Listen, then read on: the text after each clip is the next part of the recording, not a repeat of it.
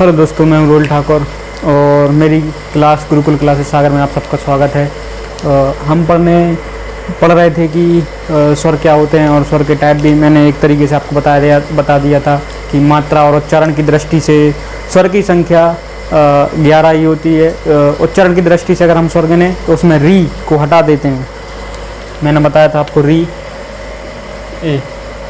अगर उच्चारण की दृष्टि से हम स्वर गिने तो री को हटा के स्वर कितने बचते हैं? 10।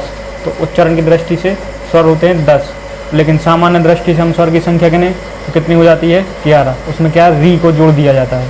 सामान्य दृष्टि से स्वर होते हैं 11, जबकि उच्चारण की दृष्टि से, क्योंकि उच्चारण में हम इसमें क्या इसको री बोल रहे हैं, तो री आप जानते हैं कि री का रा आ रहा है, तो रा मतलब व्यंजन, तो व्यंजन वर्ण स्वर में नहीं गिने जाते। तो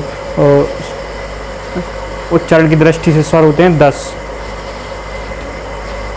और अब हम स्वर का अगला टाइप अगले आधार पर पढ़ेंगे।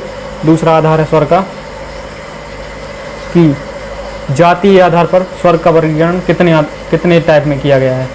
जातीय आधार पर स्वर का वर्गीकरण।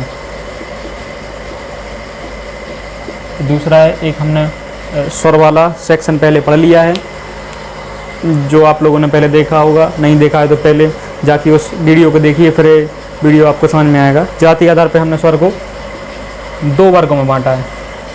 2 वर्ग कौन कौन से हैं? वो सजातीय स्वर और विजातीय स्वर।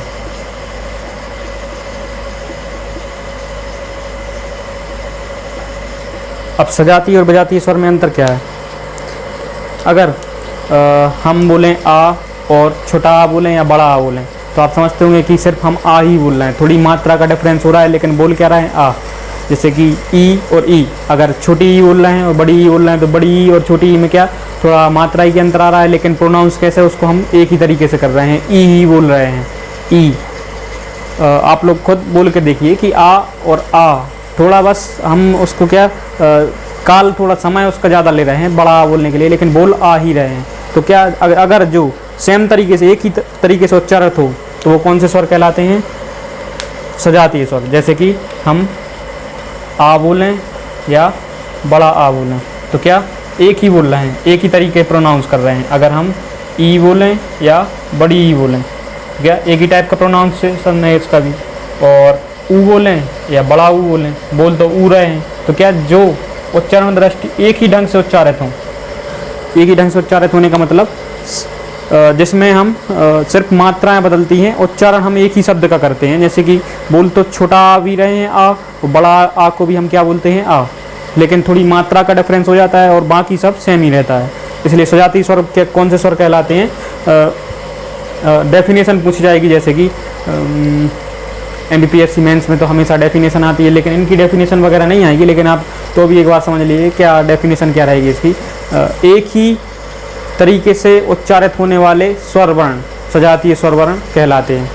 और एक ही तरीके से ना बोले जाएं, जिनमें मात्राओं के अलावा या ऐसा बोल दें कि हम दो अलग अलग स्वरों से मिले हुए स्वरों को क्या बोलते हैं? विजातीय स्वर। जैसे कि 2 अलग अलग स्वर कैसे? मैं आपको बताना चाहता हूँ कि हम लोग अभी बाद में क्या संधि पढ़ने वाले हैं, तो संधि में हमें ज़रूरत पड़ेगी कि डायरेक्ट संधि में ऐसा रहता है, जैसे महेश लिखा है, आप इसमें थोड़ा देख लीजिए क्योंकि आगे आपको काम आएगा। जैसे महेश लिखा है तो हमें कहाँ से टूटेगी संधि? यहाँ से, हा के यहाँ से। हाँ में कौन सी मात्रा लगी? तो अब आपको पता होना चाहिए कि ए डी कौन कौन से स्वर से मिलकर बना है। तो एक कौन कौन से स्वर से मिलकर बना है? एक तो आ से मिलकर बना है, और इसमें कौन सा स्वर है? एक ई। अब देखिए, आपको रटने में बहुत दिक्कत होगी क्योंकि ए को आ और ई आप समझ नहीं पाएंगे क्यों बना है आ और ई से, और याद भी नहीं रहेगा। थोड़ा याद रखोगे और तुरंत भूल जाओगे। तो मैं इसकी एक ट्रिक बताऊंगा, उस तरीके से अच्छे से याद हो जाएगी आपको। और गारंटी है मेरे जैसी ट्रिक आपको यूट्यूब पे कहीं नहीं मिलेगी। मैं जो भी चीज़ कठिन रहता हूँ उसको क्या करता हूँ, ट्रिक से तोड़ लेता हूँ। ट्रिक से क्या मतलब रहता है कि हमें लंबे समय तक याद रहता है। और ट्रिक यानी भूलोगे ही नहीं आप। एग्जाम में जहाँ से आप देखोगे कि महेश एक ही मात्रा लगी है, एक ही मात्रा को हम कहाँ से तोड़ेंगे? एक तो आ में टूटेगी और एक ई में टूटेगी। तो यहाँ पे हा में आ की मात्रा लगा देंगे हम, तो क्या हो जाएगा? महा धन। और एक क्या बचा है अपने पास, ई बचा है, तो ई से यहाँ से चालू कर देंगे तो क्या हो जाएगा, महाधन। ईश यानी भगवान, महा यानी महान, तो महान है जो ईश, महान है जो भगवान, वो महेश हैं। तो आपको ये बता देते कैसे तोड़ेंगे इसको, याद कैसे रखेंगे कि ये कौन कौन से वर्णों में टूटता है। जैसे कि विजातीय स्वर में कौन कौन से हो जाएंगे कि एक तो आ हो गया, उससे मिलके ई मिला है, तो क्या आ और ई अलग स्वर हैं दोनों, इन दो आ और ई से मिलके क्या बनता है, ए। और ए और ई से मिलके क्या बनता है, आई। आ और ऊ से मिलके क्या बनता है, ओ ओखली। और ओ ओखली प्लस ऊ से मिलके क्या बनता है, औ औरत। ठीक है, आपको एक ऐसे याद रखना होंगे। एक ट्रैक, आप पूरी ट्रैक देख लीजिए पहले, वो संधि में भी आपको पढ़ना पड़ेगी, इसलिए आप अभी याद कर लीजिए। और अगर याद नहीं भी होती है तो आप विजातीय स्वर इस तरीके से याद रखिए कि जब दो अलग अलग स्वरों से मिलकर कोई स्वर बना हो या दो अलग अलग स्वरों का योग हो तो कौन से विजातीय स्वर कहलाते हैं। यहाँ पे आप देख लीजिए, आ और ई मिल रहा है तो अलग अलग स्वर है, आ अलग है, ई अलग है। प्रोनाउंस करेंगे तो आई हो रहा है, अलग अलग हो रहा है। और यहाँ पे भी अलग स्वर हैं मिले, यानी दो अलग अलग स्वरों से मिलकर बना हुआ स्वर विजातीय स्वर कहलाता है। अब इन स्वरों को आप याद कैसे रखेंगे कि कौन कौन से स्वर से मिलकर बना रहता है, इसके लिए एक ट्रिक है, बहुत ही शानदार ट्रिक है, एक बार आप देख लीजिए। और मेरे हिसाब से ट्रिक आप पक्के अच्छे तरीके से याद कर लेना, क्योंकि इस ट्रिक के बाहर नहीं जाएगा ये, संधि भी नहीं जाएगी, आपकी संधि भी कंप्लीट हो जाएगी उससे। तो आप देखिए, छोटा आ को हम क्या लिखते हैं, ए, इसको ए लिखना है, आप कैपिटल ए लिख लीजिए। और बड़ा आ को क्या लिखते हैं हम, डबल ए। ठीक है, ये ट्रिक बनाइए, आपको याद करना सरल भी है। आ को ए बोलते हैं, बड़ा आ को डबल ए बोलते हैं, ई को हम आई बोलते हैं, जबकि बड़ी ई को हम क्या बोलेंगे, डबल आई। सेम है वैसा ही, जैसा यहाँ पे था, छोटा आ को ए लिखा था, बड़ा आ को डबल ए लिखा था, तो ई को आई लिखा है तो बड़ी ई को क्या लिखेंगे, डबल आई।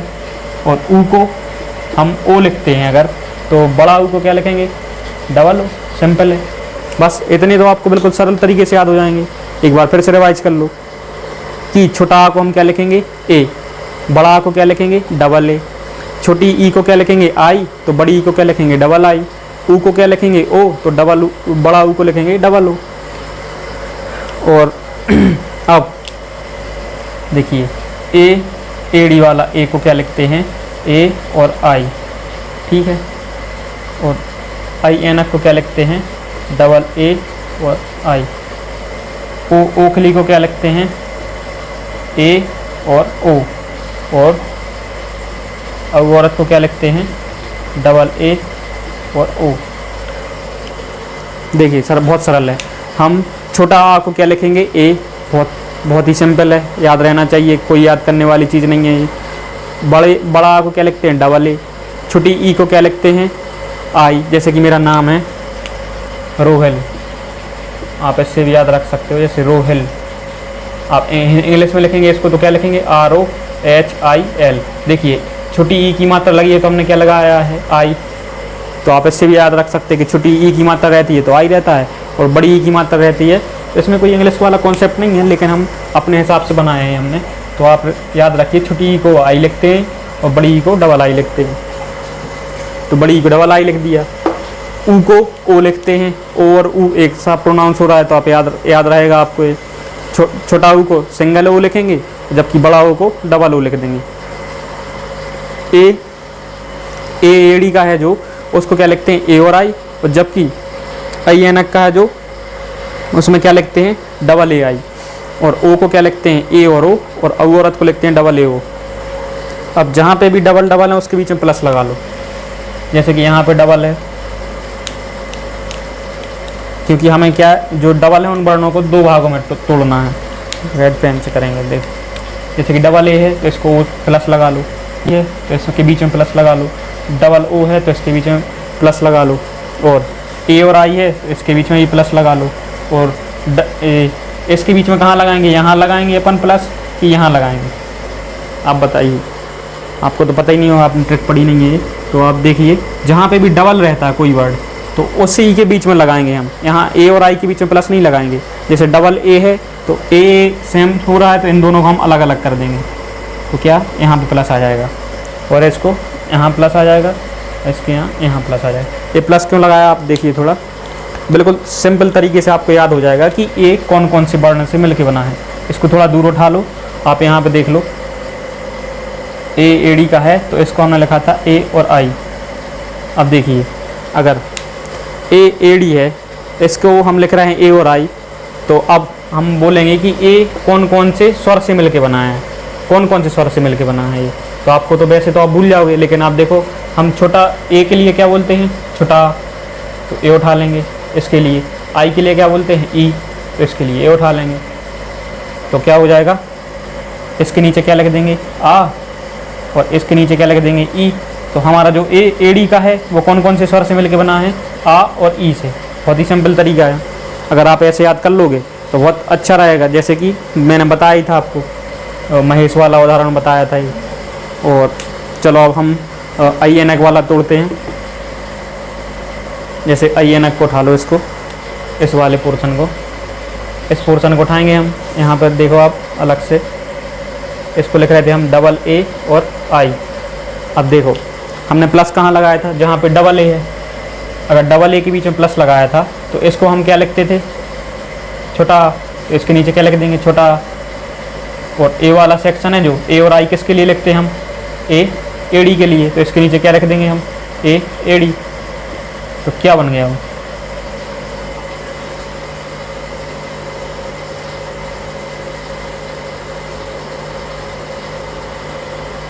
आ और ए एडी से मिलके क्या बनता है, आई एनक। मिला लेना आप, यही रहेगा सेम। और वैसे याद करोगे आप तो भूल जाओगे बार बार।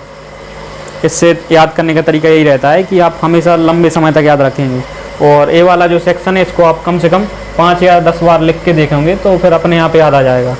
और अब हम आगे भी देख लेते हैं कैसे तोड़ेंगे अगले वाले। ओ किस किस से मिल के बना है, आप लोगों को समझ में आने लगा होगा कि अब ओ को आप तोड़ो खुद अपने हिसाब से। ओ को कैसे तोड़ोगे, हम आ को क्या लिखते हैं, देखो ओ के लिए तो हम लिख रहे हैं ए और ओ। तो ओ में ए का मतलब क्या है, ए किसके लिए लिखते हैं हम, बताइए आप। ई के लिए तो लिखते नहीं है, किसके लिए लिखते हैं, आ के लिए। तो इसके नीचे क्या आ जाएगा, आ। और ओ बचा, ओ किसके लिए लिखते हैं हम, ऊ के लिए, तो ऊ आ जाएगा यहाँ पे। तो ओखली वाला किस किस से मिलके बना है, आ और ऊ से। सिंपल है, देखिए आप याद करोगे आ और ऊ तो थोड़े दिन बाद भूल जाओगे। जैसे कि मैंने भी पहले याद किया था, ट्रिक जब नहीं बनाई थी उसके पहले याद किया था तो ऐसा ही था कि याद किया और भूल गए। लेकिन जब मैंने बाद में ट्रिक अच्छे से देखी और समझी तो इसके बाद क्या है कि मुझे आज तक कभी दिक्कत नहीं हुई। डायरेक्ट मैं कोई भी संधि तोड़ता हूँ तो समझ में आ जाता है, और विजातीय स्वर भी कभी लिखना पड़े, और जैसे हमें कभी एग्ज़ाम में आ गया MPPSC मेंस में उदाहरण वगैरह लिखना पड़ेंगे तो हमें क्या डायरेक्ट जैसे विजातीय स्वर लिखेंगे तो ए वाले स्वर लिखेंगे हम, क्योंकि अलग अलग स्वर से मिलके बने हैं। तो हम ए लिखेंगे यहाँ पे कि ए एडी वाला, और ए कौन कौन से स्वर से मिलकर बना है, आ और ई से। ऐसा बना के उदाहरण में लिख देंगे। फिर आई एन का बना देंगे कि आ और ए एडी से मिलके बना है, तो थोड़ा इंप्रेशन अलग जमेगा और हमें 3 नंबर में से 3 ही नंबर भी मिल सकते हैं। तो अच्छा रहता है ऐसे आप अगर ट्रिक से याद कर लोगे तो आपको संधि में भी दिक्कत नहीं होगी। स्वर संधि की लगभग आपको 3 संधियाँ, जो कि कौन कौन सी संधि हम बता रहे हैं। एक तो आपको द्विघ संधि, इसी से याद हो जाएगी, बिल्कुल सिंपल तरीके से इसे याद हो जाएगी। और एक हो जाती वृद्धि संधि, और एक संधि हो जाएगी आपकी गुण संधि। 3 संधि सिर्फ इसी फॉर्मूले से याद हो जाएंगी आपको, इस फॉर्मूले से 3 संधि, बस इतने से सेक्शन से आपकी 3 संधियाँ कंप्लीट हो जाएंगी। और यहाँ पे विजातीय स्वर भी कंप्लीट हो रहा है। तो ये वाली ट्रिक आप फिर से देख लीजिए। देखो एक और तोड़ने को बचा है आपको। देखो हमने यहाँ पे डबल ए था तो इन दोनों के बीच में प्लस लगाया था, तो ए वाला सेक्शन हम 1 मान के चलते हैं कि ये सेक्शन 1 है और ए वाला सेक्शन 1 है। अब ये दो वर्णों से मिलकर बना है, तो हम ए वाला जो सिंपल सिंगल ए है उसके लिए क्या लिखेंगे हम, आ। तो इसके नीचे क्या लिख देंगे, आ छोटा। और जबकि ए और ओ को क्या लिखेंगे हम, ओखली, क्योंकि देखो ए और ओ किस चीज़ का है, ओ का साइन है, तो यहाँ पे क्या लिख देंगे, प्लस ओ। तो आ और ओ प्लस क्या हो गया, औरत। ठीक है, तो आप विजातीय स्वर में क्या अलग अलग स्वरों से मिलके जो वर्ण बने और जिसमें एक ही ढंग से उच्चारित ना हो स्वर, तो वो स्वर क्या क्या कौन से कहलाते हैं, विजातीय स्वर। जाति के आधार पे हमने स्वर बांट ली। अब क्या जीभ के उपयोग के आधार पर हम स्वर पढ़ेंगे कि जीभ कैसे उपयोग कर रहे हैं, जीभ के स्थान के आधार पर या जीभ के उपयोग प्रयोग के आधार पर।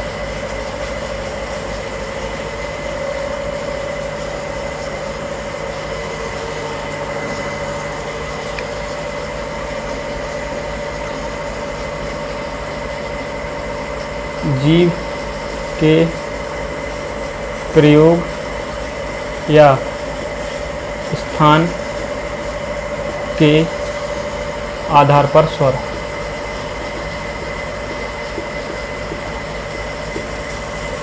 इसके आधार पर कितने स्वर होते हैं हमारे? 3 होते हैं। 3 टाइप में बांटा गया है। एक तो अग्रस्वर, मध्य स्वर और एक होता है पश्च स्वर। देखिए अग्रस्वर में कौन कौन से होते हैं?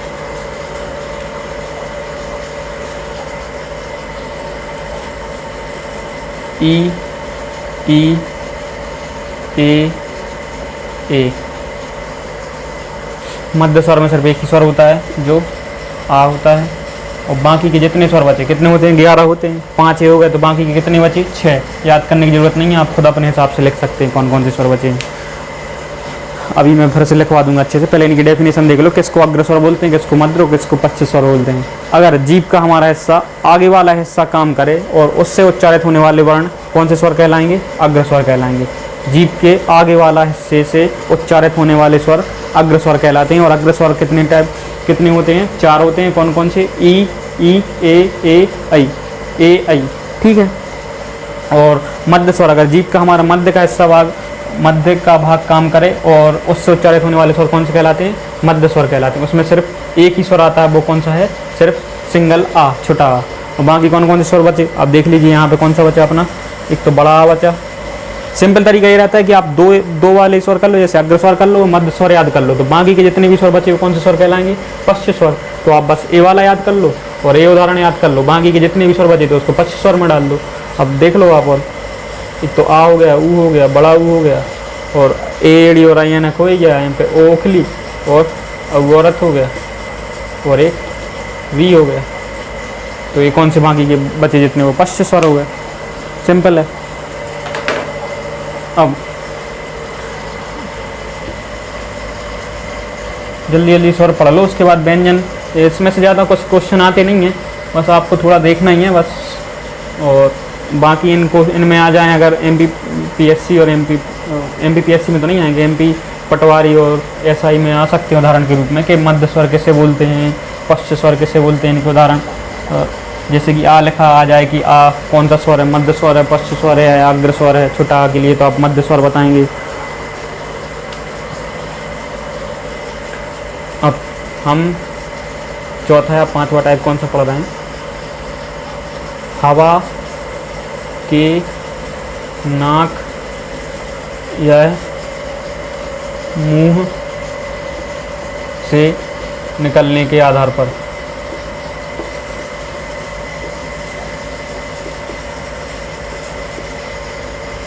देखिए हवा जो हमारी फेफड़ों से निकलती है वो नाक या मुंह से कहाँ से निकल रही है, उस आधार पर स्वरों को कितने भागों में बांटा गया है? 2 भागों में। ये तो आप अच्छे से याद कर लीजिएगा, आ सकते हैं, इनमें अंतर भी पूछा जा सकता है। तो इसमें पहला कौन सा टाइप है? एक तो होता है निर्नुनासिक, और एक होता है आपका अनुनासिक।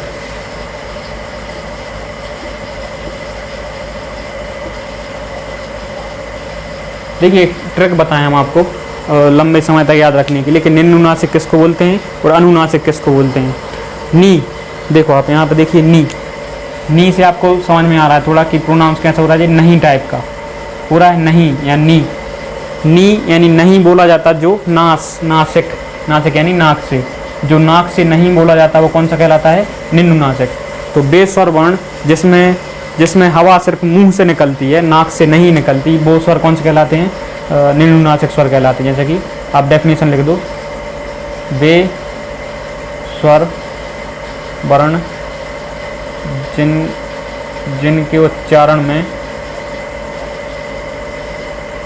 आप डेफिनेशन खुद के तरीके से ही बना सकते हैं, बिल्कुल सरल है। अगर आप एक बार समझ लेंगे तो खुद आप कोई डेफिनेशन भी याद नहीं करना पड़ेगी, डायरेक्ट लिख देंगे। बेस्वर वर्ण जिनके उच्चारण में हवा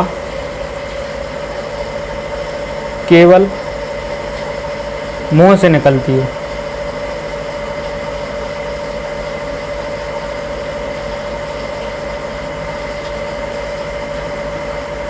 निम्नानुनासिक स्वर कहलाते हैं।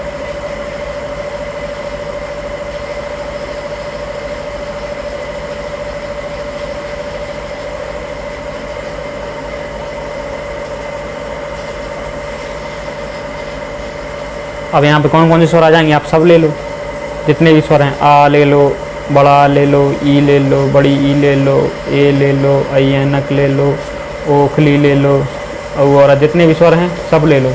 और यहाँ पे सिर्फ कौन सा लेंगे हम, यहाँ पे सिर्फ लेंगे हम अनुनासिक में चंद्र बिंदु वाला, जो चंद्र बिंदु वाला स्वर रहता है अनुनासिक। बेस्वर वर्ण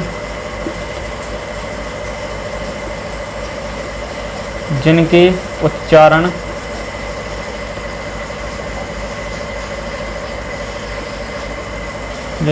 में हवा नाक एवं मुंह दोनों से निकले।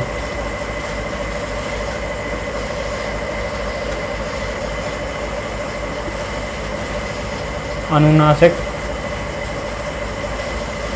स्वर कहलाते हैं। यह अनुनासिक वाला क्वेश्चन आया था 2017 या 18 में, मैं बताऊंगा अभी आपको कैसा आया था। ऐसा आया था कि अनुस्वार और अनुनासिक में क्या अंतर होता है, 3 नंबर में पूछा गया था, जो सरल है। मैं आपको वो अभी क्वेश्चन डिस्कस करूंगा थोड़ी देर बाद। तो इसमें क्या अनुनासिक स्वर वे कहलाते हैं जिनमें हवा जो फेफड़ों से निकल रही है वो हमारे नाक एवं मुंह दोनों से निकले। ऐसा नहीं कि सिर्फ नाक से निकले, नाक से निकलने का मतलब नहीं है यहाँ पे क्या है, नाक एवं मुंह दोनों से निकले। जबकि इसमें क्या हो रहा था कि सिर्फ हवा कहाँ से निकल रही थी, मुंह से निकल रही थी, और यहाँ पे नाक एवं मुंह से दोनों से निकल रही है। आप यहाँ समझ कर देना कि बेस्वर वर्ण जिनको उच्चारण में हवा नाक से निकले, ऐसा नहीं है, सिर्फ नाक से नहीं निकलती, यहाँ पे मुंह दोनों से निकलती हुई आवाज़ आती है, तो अनुनासिक स्वर कहलाते हैं। अनुनासिक में क्या, चंद्र बिंदु, कोई सा भी स्वर रहता है उस पर अगर चंद्र बिंदु लगा दो आप, जैसे कि आ है, आ पे चंद्र बिंदु लग गई तो क्या हो गया अनुनासिक। बड़ा आ है, इस पर चंद्र बिंदु लग गई तो अनुनासिक। ई है, इस पर चंद्र बिंदु लग गई तो अनुनासिक। बड़ी ई है, इस पर चंद्र बिंदु नहीं लगती, इस पर क्या लगती है, बिंदी, तो ये भी अनुनासिक। तो अनुनासिक स्वर क्या होते हैं, जिन पे चंद्र बिंदु लग जाए तो वो अनुनासिक स्वर हैं, और इसमें क्या, नाक और मुंह दोनों से हवा बाहर निकलती है। ठीक है, तो निम्नानुनासिक और अनुनासिक में आपको अंतर समझ में आ गया होगा। अब हम एक आधार और पढ़ेंगे, सरल है वो भी। स्वर आपके यहाँ पे बस एक टाइप के और बचे हैं बस, और फिर कंप्लीट हो जाएंगे। फिर 1-2 अंतर ही हैं, वो बस अंतर देख लेना आप, 1-2 लाइन के हैं, 3 नंबर के क्वेश्चन आएंगे अगर आपको तो। और स्वर की मात्राएं हैं, आप जानते होंगे कि हम अपने जो व्यंजन वर्ण हैं उनमें मात्राएं लगाते हैं, वो स्वर की ही मात्राएं हैं।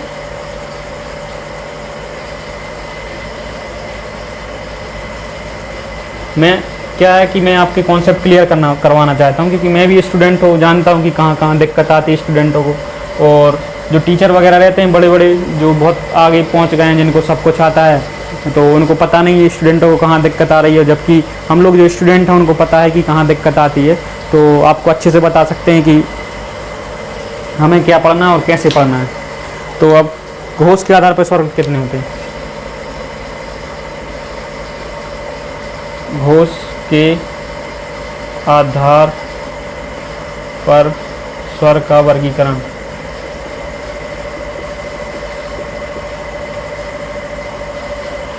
घोष क्या होता है, जब हवा निकलती है बाहर, घोष मतलब होता है कंपन, एक प्रकार से कंपन।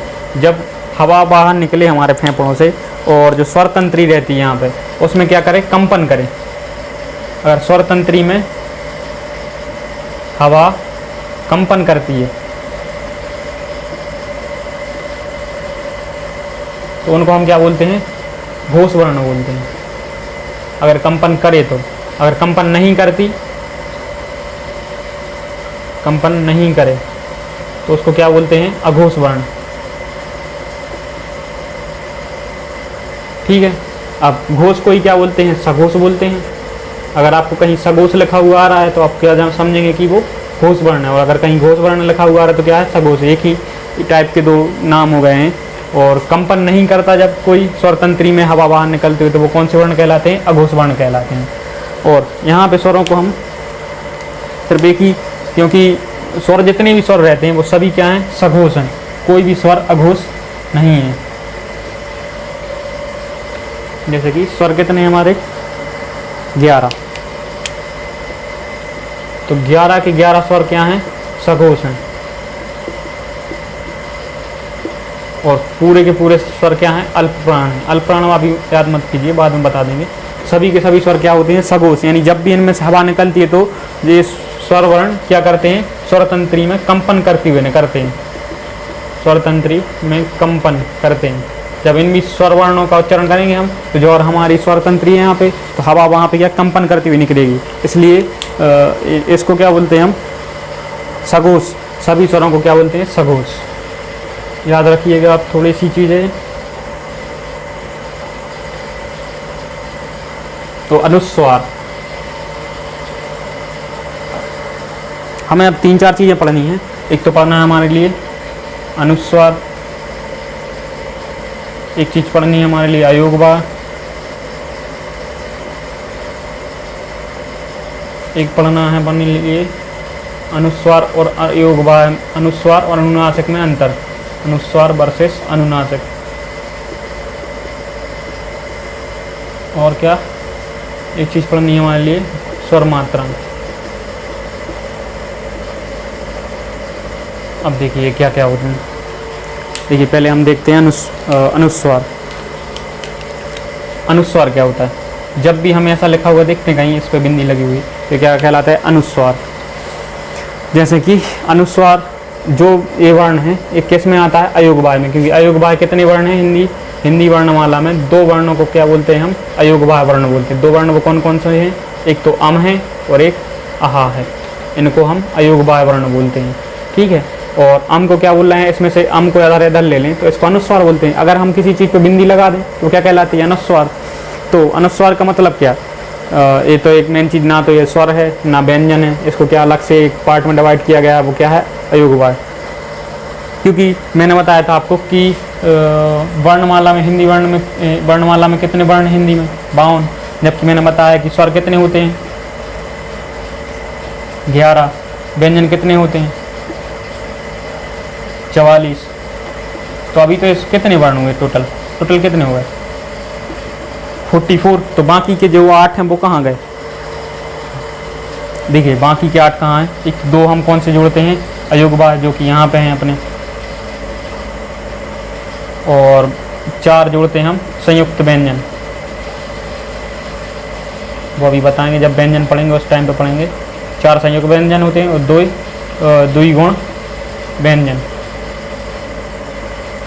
जो संयुक्त व्यंजन होते हैं वो कौन कौन से होते हैं, छत, त्रग, ज्ञा और स्रा। और ये 2 गुण व्यंजन होते हैं, एक तो डा के नीचे बिंदी लग जाती है और एक णा के नीचे बिंदी लग जाती है, ये 2 गुण व्यंजन होते हैं। तो 44 और 2 46, 46 और 4 50 और 2 52। अब टोटल कितने स्वर वर्ण, टोटल वर्ण कितने हुए हमारे हिंदी वर्णमाला में, 52 ऐसे वर्ण होते हैं। क्योंकि स्वर तो 11 हैं, व्यंजन 33 हैं, बाकी टोटल हुए हमारे 44। तो कई व्यक्तियों को पता ही नहीं रहता कि 52 वर्ण कैसे होना है। तो 2 तो हमारे अयोगवाय हैं, जो अम हो रहा है, ना तो ये स्वर में जोड़ते हैं ना व्यंजन में। संयुक्त व्यंजन है, ये बाद में बने हुए हैं, ये पहले संस्कृत की जो वर्णमाला थी उसमें नहीं थे। और 2 गुण व्यंजन भी ऐसे ही हैं जो बाद में बने हुए हैं। तो इन वर्णों को अलग से रखा गया है। अब हम अनुस्वार को क्या,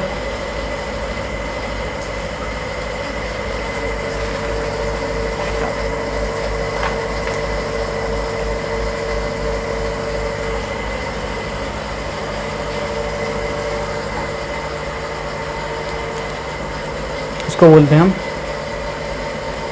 शीर्ष बिंदु वाला स्वर,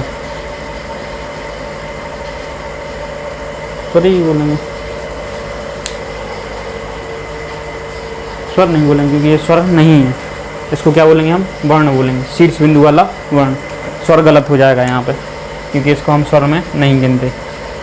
तो शीर्ष बिंदु वाला वर्ण। अब अनुस्वार तो आप समझ गए किसके लिए बोलते हैं, जो जिसके ऊपर एक कोई वर्ण हो, उसके ऊपर एक बिंदु लगी हो, और जो अयोगवाय में से एक वर्ण है वो अनुस्वार वर्ण कहलाता है।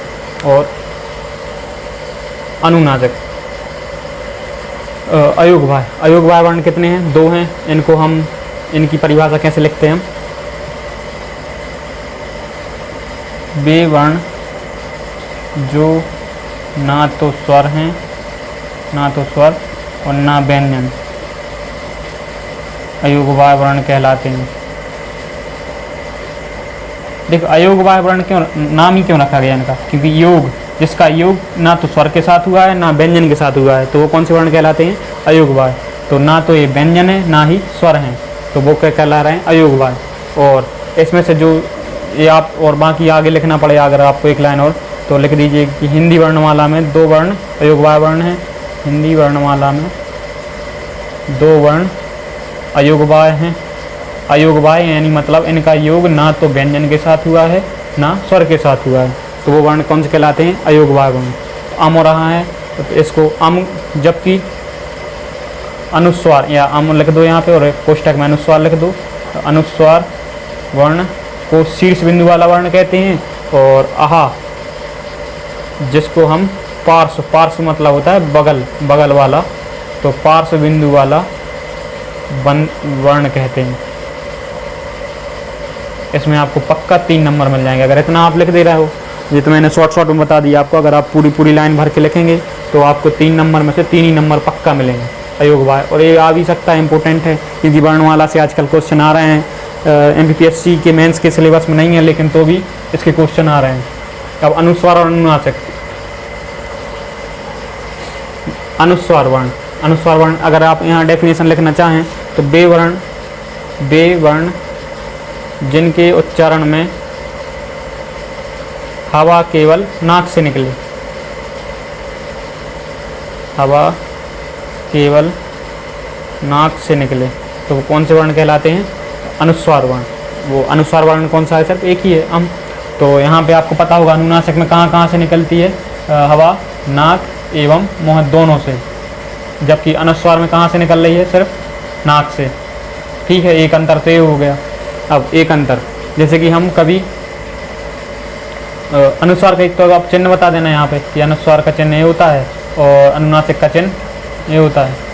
ठीक है, अब अनुस्वार, जब भी हम अनुस्वार रहते हैं तो अनुस्वार का कभी भी चिन्ह चेंज नहीं होता। जैसे कि हम लिख रहे हैं दंग लिख रहे हैं, या दंगा लिख दो आप, या पतंग लिख दो, तो इसमें क्या चिन्ह चेंज नहीं होता। लेकिन जब भी हम, जैसे कि हम इस पे आ पे वो लगा रहे हैं अनुनासिक, तो ये तो अनुनासिक लग जाएगा इस पे। लेकिन जब हम जैसे ओखली पे अपन वो लगाओ अनुनासिक, कैसे, चंद्र बिंदु आप कहाँ यहाँ लगाओगे, चढ़ाओगे, नहीं लगेगी। तो यहाँ पे क्या होती है, चंद्र बिंदु, ऐसा चिन्ह हट के चंद्र बिंदु कहाँ पे आ जाती है, अनुस्वार के रूप में लग जाती है। फिर इसको हम पढ़ेंगे तो अनुनासिक की तरह, लेकिन लगेगा क्या, अनुस्वार की तरह, एक बिंदी लग जाती है। सर आप समझिए, जब भी अनुस्वार लिखते हैं हम, जैसे कि हम यहाँ लिख देंगे कुछ भी लिख दो, जैसे कि एड़ी है, कोई भी लिख दो आप, जैसे कि ना पे कोई, हमें वर्ण याद नहीं है, शब्द याद नहीं आ रहा जिसमें, जैसे कि आप यहाँ पे लिख दो, एक बिंदी लगा दो, तो यहाँ पे तो लग जाएगी बिंदी, क्योंकि बिंदी हमें देखेंगे। जैसे कि हम यहाँ देख लो, कहेंगे, तो यहाँ पे तो बिंदी लग जाती है। लेकिन अगर इस पर हमें चंद्र बिंदु लगानी पड़ती तो हमें यहाँ ऊपर लगानी पड़ती, लेकिन चंद्र बिंदु अगर ऐसे लगा रहे हैं तो गलत हो जाएगा। चंद्र बिंदु का रूप बदल के क्या हो जाता है, वो अनुस्वार के रूप में लग जाता है। तो यहाँ पे किसी भी हालत में अनुस्वार का चिन्ह चेंज नहीं होता, जबकि अनुनासिक का चिन्ह चेंज हो जाता है। आप अगर ये बता दोगे तो ये भी अच्छा रहेगा। एक नंबर और एक उदाहरण में लिख देना आप यहाँ पे, जैसे कि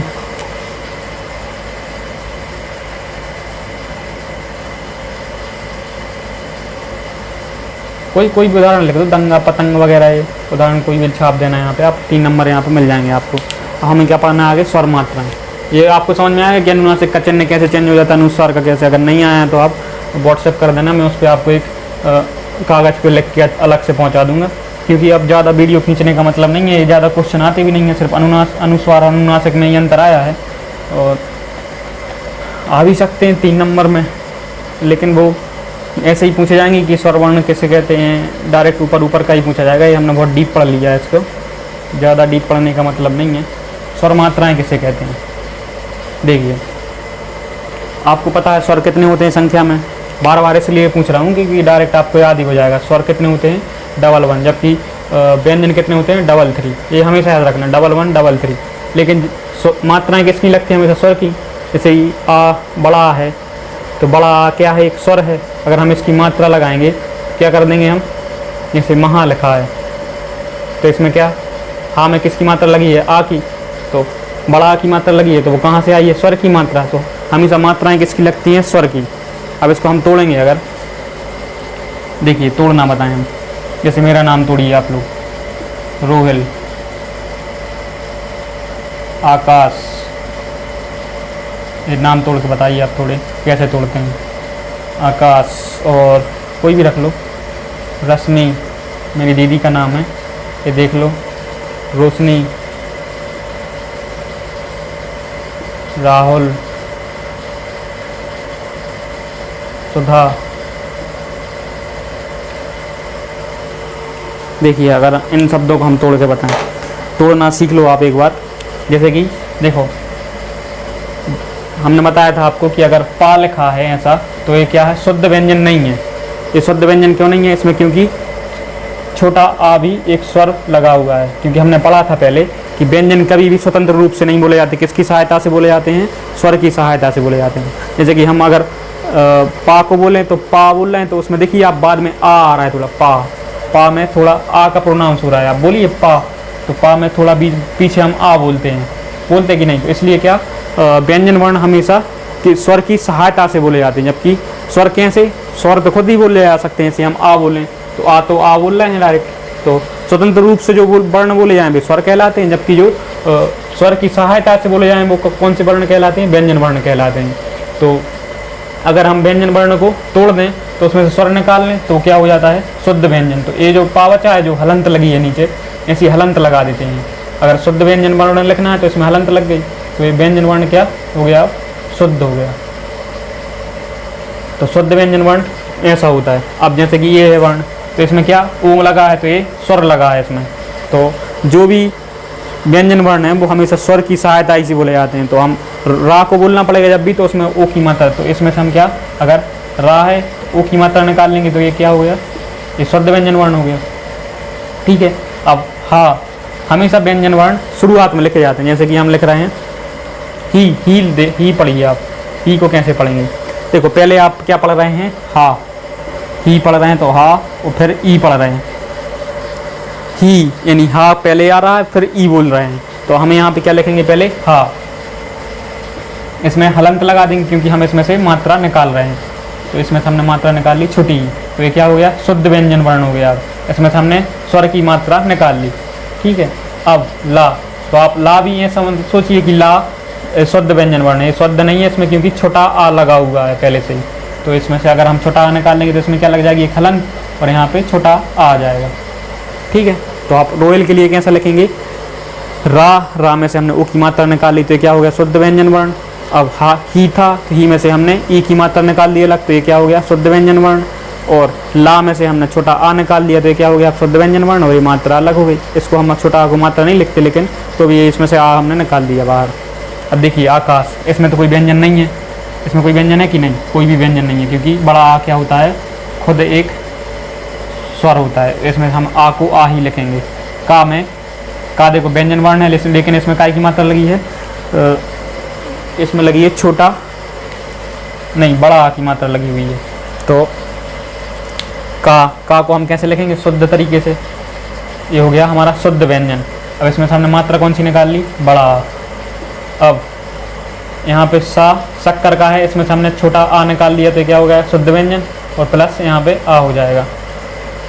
ठीक है। आकाश ऐसा लिखा जाएगा। अब रश्मि, देखिए अगर सा ऐसा है शक्कर वाला, आप ऐसा लिख दो चाहे ऐसा लिख दो आधा सा, तो इसमें क्या है, ए भी आधा सा है और ए भी आधा सा है। आधा सा क्यों है? क्योंकि इसमें भी स्वर नहीं है, स्वर निकाल दिया गया है, और इसमें भी स्वर निकाल दिया गया है। तो इसका मतलब यहाँ पे जो सा लिखा हुआ है उसमें स्वर नहीं है, जबकि ई की मात्रा है, ये किस पे चढ़ी हुई है? माँ पे चढ़ी हुई है। ये सा बीच में लगा हुआ है, समझ रहे हैं आप? तो हम लिख देंगे रा में इसका की मात्रा निकलेगी आ की मात्रा, तो रा में से छोटा आ की मात्रा निकाल दी। और जबकि यहाँ पे सा है जो पहले से ही आधा है, तो इस पर हम हलंत लगा देंगे, फिर क्या हो जाएगा? एक माँ हो जाएगा, माँ में हलंत लगा देंगे, और फिर यहाँ पे इसमें माँ में कौन सी मात्रा लगी है? छोटा ई की मात्रा लगी है, तो छोटा ई लिख देंगे। अब ये रश्मि हो गया है ऐसा, ठीक है। अब रोशनी लिखेंगे तो रा प्लस ओ की मात्रा, ठीक है। रा में ओ की मात्रा लगी थी, इसमें से निकाल दिया हमने तो वो अलग हो गया। और सा में सा देखिए आप पूरा है, तो इसमें सा हम निकाल लेंगे क्या? छोटा आ की मात्रा, ठीक है। और ना में क्या है? ना में से बड़ी ई निकाल लेंगे तो क्या हो जाएगा? नी, रोशनी। आप अपने नाम को भी अलग से तोड़ के देखिएगा एक बार। देखिए रावल को तोड़ते हैं तो रा में बड़ा आ की मात्रा लगी है, तो रा में हलंत लगा देंगे हम यहाँ पे, और बड़ा आ अलग लिख देंगे क्योंकि मात्रा हमने अलग कर दी। अब ये क्या हो गया? शुद्ध व्यंजन, और एक मात्रा अलग हो गई। और हा में से हम ऊ की मात्रा निकाल लेंगे तो हा ऐसा हो जाएगा हलंत लग के, जबकि छोटा ऊ ऐसा लिखा जाएगा। और ला में से हम छोटा आ निकाल लेंगे तो क्या हो जाएगा? ला में हलंत लग जाएगी, जबकि आ अलग हो जाएगा। ऐसा ही इधर सू यानी सा में से ऊ की मात्रा निकाल देंगे, ठीक है। और धा में बड़ा आ की मात्रा निकाल देंगे तो सुधा ऐसा लिखा जाएगा। आप अपने वर्ण लिख के देखिएगा एक बार। इसको ऐसा तोड़ते हैं। अब हम स्वर की मात्राएं देखते हैं कैसी होती हैं। तोड़ना आ गया आपको एक बार, तो ये आपको संधि में काम में आएगा।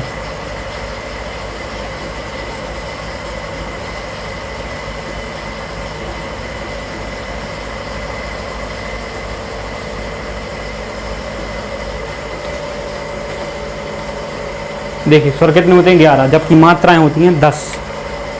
मात्राएं 10 कौन कौन सी होती हैं? एक तो बड़ा आ की मात्रा होती है, तो इसको ठीक है हम मात्राएं लिखे दे रहे डायरेक्ट। बड़ा आ की मात्रा हम ऐसी लगाते हैं, छोटी ई की मात्रा हम ऐसी लगाते हैं, बड़ी ई की मात्रा हम ऐसे लगाते हैं, और छोटा ऊ की मात्रा हम ऐसे लगाते हैं, और बड़ा ऊ की मात्रा हम ऐसे लगाते हैं, और एड़ी की मात्रा हम, चलो एक वो होता है अपना री वाली मात्रा हम ऐसे लगाते हैं, और एड़ी की मात्रा हम ऐसे लगाते हैं, अयनक की मात्रा हम डबल ऐसे लगाते हैं, और ओखली की मात्रा ऐसे लगाते हैं, और औरत की मात्रा डबल लाइन खींच देते हैं। देखिए आप मात्राएं कितनी हुई? 1 2 3 4 5 6 7 8 9 10। अब एक मात्रा कौन सी स्वर जो अलग हो रही है? तो छोटा आ की मात्रा को, जो छोटा आ रहता है उसकी मात्रा को हम मात्रा नहीं मानते। मात्राएं कितनी मानते हैं? सिर्फ 10। तो मात्राएं 10 होती हैं, जबकि स्वर कितने होते हैं? 11। तो हमेशा याद रखिएगा, आपको अगर क्वेश्चन आ जाए कि स्वर की मात्राएं कितनी गिनी जाती हैं, तो 10 मात्राएं गिनी जाती हैं, जबकि स्वर कितने होते हैं? 11। इनमें एक मात्रा कौन सी नहीं गिनी जाती है? छोटा आ की मात्रा को हम मात्रा नहीं मानते। अब हाँ एक क्वेश्चन है, जैसे कि कोई भी हम ऊ की मात्रा लगा रहे हैं, या छोटा ऊ की या बड़ा ऊ की। जैसे हम पा में लगा रहे हैं तो ये तो पू हो जाएगा, बड़ा ऊ की मात्रा लगी तो पू, और छोटा ऊ की मात्रा लगी तो ये वाला हो जाएगा। इसमें तो दिख रहा है कि ये छोटा आ की मात्रा है, बड़ा आ की मात्रा है। अगर आप रा में लगाएंगे, रा में छोटा आ की और बड़ा आ की मात्रा लगाएंगे, तो आपने देखा होगा रा में कभी इस तरीके से मात्रा नहीं लगी रहती, ऐसी मात्राएं लगी रहती हैं, कभी नहीं लगती। मात्राएं रा में कहाँ लगती हैं? यहाँ पे। तो एक बहुत ही यानी क्वेश्चन है आप लोगों से कि अगर हम रा में छोटा ऊ की मात्रा लगाएंगे तो क्या ऐसी लगाएंगे? ऊपर साइड घुमा देंगे, ऐसी नहीं घूमती छोटा ऊ की। या बड़ा ऊ की मात्रा हम ऐसी लगाएंगे, छोटा ऊ की ऐसी लगाएंगे, ऐसा नहीं रहता। आप बताइए, अब सोचिए थोड़ा कि किस तरीके से हम छोटा ऊ रा में और बड़ा ऊ की मात्रा लगाएंगे, बताइए।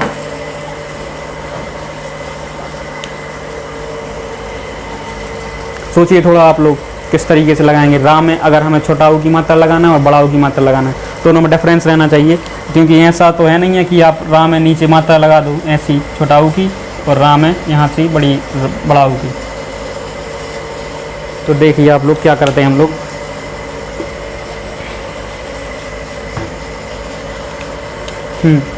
अगर हमें रा में छोटा ऊ की मात्रा लगानी है तो हम डायरेक्ट यहाँ से ऊ मोड़ देते हैं, और अगर बड़ा ऊ की मात्रा लगानी है तो थोड़ी हम यहाँ से एक लाइन ले जाते हैं आगे साइड और ऐसा ऊ की मात्रा लगाते हैं बस। तो ए वाली मात्रा क्या कहलाती है, बड़ा ऊ, जबकि ए वाली मात्रा क्या कहलाती है, छोटा ऊ। ये छोटी छोटी चीज़ें हैं लेकिन आप लोगों को पता नहीं होगा इसलिए बता रहे हैं। और अगर हमें देखिए जैसे हमें का में री की मात्रा लगाना है तो क्या हो जाता है, ऐसा हो जाता है, ठीक है। और अगर हमें सा में लगाएंगे या हा में लगाएंगे री की मात्रा क्या होती है, ए वाली होती है, तो सा और हा क्या हो जाएंगे बन के, बताइए। देखिए सा ऐसा तो होगा नहीं कि ऐसा लगे और ऐसा हो जाए, और हा भी ऐसा नहीं होगा कि ऐसा तो 1-2-3 बार पहले ही से और एक बार फिर से हो जाए ऐसा, तो 3-4 लाइनें खिंच गई नीचे नीचे, ऐसा तो होता नहीं। आप तो सोचिए किस तरीके से लगाएंगे। ये मात्राएं लगाना भी आपको आना चाहिए क्योंकि आप हिंदी पढ़ रहे हैं अगर तो अच्छे से। देखिए ऐसा लगता है इसमें, एक तो ऐसी लाइन खींचते हैं और एक ऐसा। अगर सा में हम री की मात्रा लगाते हैं तो श्रृंगार ऐसा होता है, श्रृंगार लिखते हैं जब हम तो श्रृंगार हम ऐसा लिखते हैं, क्योंकि इस सा में हमने री की मात्रा लगा दी और वो क्या बन गया फिर श्रृंगार। अगर श्रृंगार हम शब्द लिख रहे हैं तो ऐसा लिखा जाएगा। और जबकि हा में अगर हम ऐसी मात्रा लगाते हैं री की तो इसको नीचे ऐसा नहीं लगाते, इसको क्या लगाते हैं, ऐसा हा हम पूरा पहले से बना देते हैं और ऐसा रहता है, इधर वाली मात्रा लगती है, ऐसी लगा दो फिर री। तो हृदय लिखते हैं, जब हृदय कैसा लिखते हैं आप, हृदय ऐसा लिखते हैं क्योंकि इसमें री की मात्रा कहाँ लगी है, इधर हा में ऊपर साइड, जबकि हम यहाँ नहीं लगाते, इधर नहीं लगाते, इसके ऊपर वाले जो सेक्शन रहता है यहाँ पे लगाते हैं।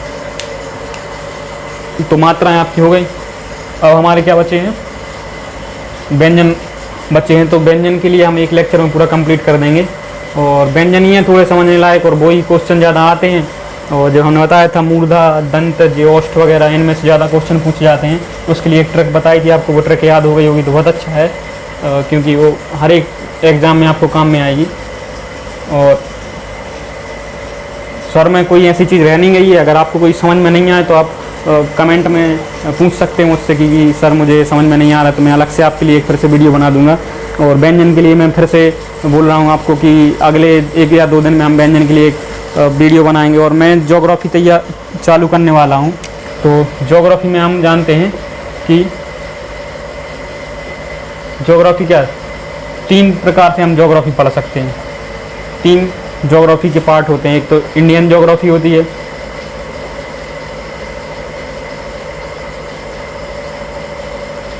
एक होती है हमारी कौन सी, वर्ल्ड ज्योग्राफी,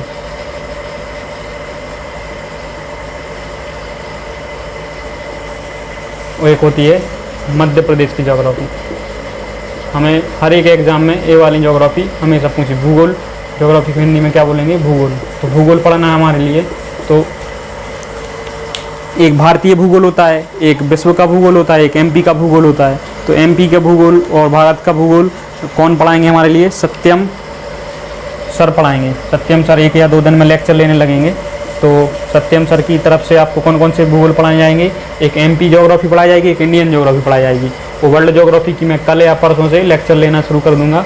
तो आप लोग वर्ल्ड ज्योग्राफी भी मुझसे पढ़ सकते हैं। मुझे वर्ल्ड ज्योग्राफी में मैप से पढ़ाऊँगा, आपको पूरी मैप बना के बताऊँगा कि कैसे धरती क्या है और सूरज की रेज हमारे कैसे आती हैं, हमारी पृथ्वी कितने भागों में बांटी गई है, महाद्वीप क्या होते हैं, महासागर क्या होते हैं, कौन कौन से देश कहाँ कहाँ पे, मैं पूरा आपको वर्ल्ड घुमाऊंगा अच्छे से घर पे ही बैठ के। तो आप लोग मोबाइल पे बैठे बैठे मुझे देख के पूरा वर्ल्ड घूम सकते हैं। और मैं अच्छे से तैयारी करवा दूंगा आपको, पूरे एक राजधानी वगैरह सब अच्छे से याद करवा दूंगा। और सत्यम सर भी ज्योग्राफी में बहुत अच्छे हैं, तो वो भी आपको ज्योग्राफी अच्छे से पढ़ा देंगे। तो चलिए दोस्तों, फिर मिलते हैं कल। Good night. आज रात के लगभग 11 या 12 बजे का सुबह दौड़ने जाना पड़ता है हम लोगों को। तो मुझे यही है कि अभी थोड़े घर के काम वगैरह लगे रहते हैं, इसलिए रेगुलर लेक्चर नहीं दे पा रहा हूँ। लेकिन रेगुलर अभी 2-4 दिन में फिर रेगुलर हो जाऊँगा, तो डेली एक ना एक लेक्चर मिलेगा। और सत्यम सर भी पढ़ाने लगेंगे तो ज्योग्राफी हमारी कंप्लीट हो जाएगी। बाकी हम हिस्ट्री और पॉलिटी भी स्टार्ट करने वाले हैं। उसके लिए सर देखें, मैंने विवेक जाट सर हैं जो हिस्ट्री और पॉलिटी लेंगे, तो हमारी पूरी MPPSC मेंस की तैयारी, हम लोग क्या स्टूडेंट हैं खुद से, मैंने भी अभी प्री दिया है तो मेरे 77 नंबर आए। मैं खुद MPPSC मेंस में बैठने वाला हूँ, लगभग लगता है कि 70 प्लस जाएगी। 70 नंबर हैं तो मेंस में तो बैठूंगा ही। तो हम लोगों को पता है कि कैसे कहाँ दिक्कत आती है और कहाँ पे हम लोग कहाँ चूक करते हैं। तो पता है कि मेंस में अगर हमें जहाँ पे हम गलती कर रहे हैं तो हमें पता है कि आप भी वहीं कहीं ना कहीं गलती करोगे, तो वहाँ पे हम थोड़ा ज़्यादा फोकस करते हैं कि आप यहाँ तो अच्छे से पढ़ ही लेना, यहाँ पे गलती होती है।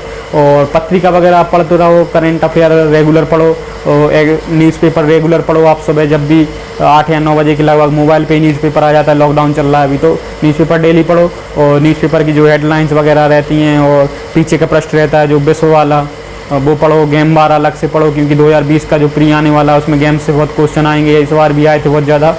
और सरल है में से अगर आप पढ़ोगे अच्छे से पढ़ लो। मेंस का सिलेबस क्या है, क्लियर है कि हाँ इसमें से आना है। थोड़ा मध्य प्रदेश की जो आगे 2020 वगैरह हैं उसमें थोड़े चेंजेस हो गए, बाकी सिलेबस सेम ही है। अगली साल भी अगर आप तैयारी करने चाहते हैं तो अगली साल के लिए भी यही सिलेबस सेम रहेगा। आप पढ़ लीजिए। थोड़ा डिटेल में पढ़ा रहे हैं हम लोग, समझाएंगे डिटेल में, लेकिन जो नोट्स बना रहे हैं वो आप खुद अपने तरीके से बना सकते हैं। किताबें वगैरह खुद देख लीजिए आप। तो आपको जो किताबें चाहिए तो ठीक है, नहीं तो फिर मैं बता दूंगा आपको किताबें, मेरे पास बहुत सारा स्टॉक है, तो देख लेना आप उसमें। और ठीक है भाई, मिलते हैं फिर।